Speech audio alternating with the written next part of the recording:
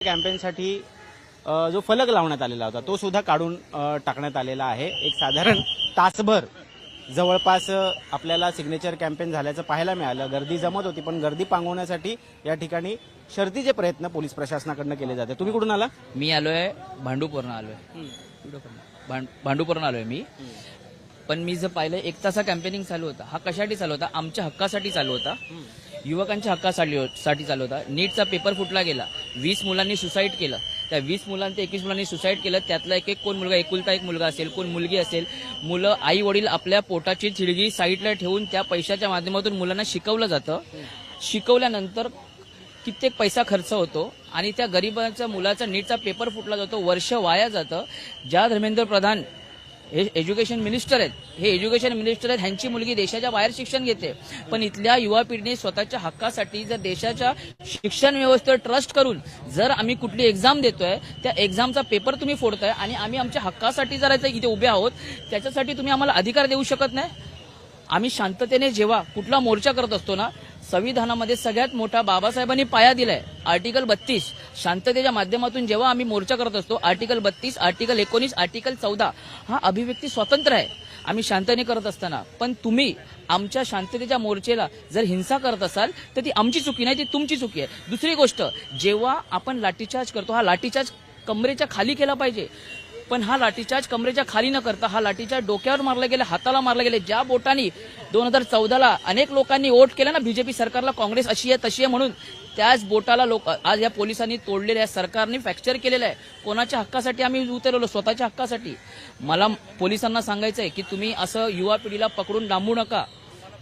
हीच मला अपेक्षा आहे देशाकडनं की प्लीज धर्मेंद्र प्रधानचा जोपर्यंत राजीनामा होत नाही तोपर्यंत युवा पिढीने शांत बसायचं नाही, शांततेने मोर्चा करा, पण आम्ही राजीनामा घेणारच। काही लोक प्रश्न विचारतायत की हा मुद्दा फक्त नीट पुरता होता, आता तो नीटचा राहिलेला नाहीये, तर वेगवेगळे विषय घेऊन कुठेतरी राजकीय वळण देण्याचा प्रयत्न या आंदोलनाला केला जातोय।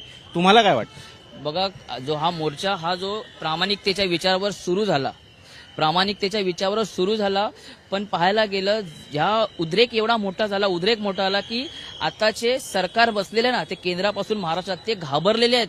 त्यांना कळते की युवा पिढी जागृत झालेली आहे, जनजी जागृत झालेली आहे आणि त्यांनी डायरेक्ट ह्या उपोषणाला, या मोर्चाला राजकीय वळण दिलं।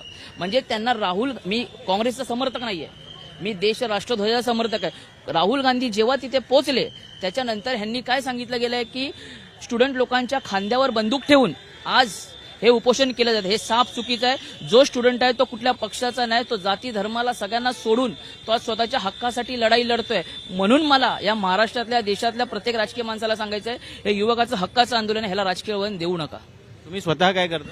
मी स्वतः एक पक्षाच्या माध्यमातून भारतीय स्वराज्य सेना ही पक्ष चालवतो आणि आम्ही ह्या युवकांना एकत्र करून कुठे ना कुठे आज युवकाच्या हक्कासाठी आम्ही लढतोय। कारण का त्यांना ह्या गोष्टीचा जो आज तुम्ही पाहत असाल, बाबासाहेबांनी सांगितलं शिका, संघटित आणि संघर्ष करा। आम्ही शिकलो, संघटित झालो आणि संघर्ष केला। पण संघर्ष केल्यानंतर काय मिळालं? जो संघर्ष प्रामाणिकपणे होता त्या संघर्षाला आज आमच्यावर लाठीचार्ज केला गेला। हा लाठीचार्ज तुम्ही आमच्या करिअरवर केलाय। ही जी सिग्नेचर होती ना, अनेक लोकांनी सिग्नेचर केले, पण या सिग्नेचर मला वाटतंय की 2021 ते 22च्या मध्ये पण जेव्हा मोर्चा हा किसानाचा होता, वर्षभर मोर्चा झाला, पण केनी म्हणून जे मंत्री होते, जे फार्मर मिनिस्टर, त्यांनी राजीनामा नाही दिला। त्याचप्रमाणे आम्ही आज 20-22 दिवस, महिनाभर मुलं आंदोलन करतील, आमचे जीव गेले ना, तरी ह्यातला एकही मंत्री ह्यातला राजीनामा देणार नाही। जर राजीनामा दिला ना तर सरकारला कळेल आज एक मंत्री राजीनामा देतोय, जनजी जागा झाला तर सगळ्या मंत्र्यांना घरी बसावं लागेल, म्हणून सरकार घाबरली आहे।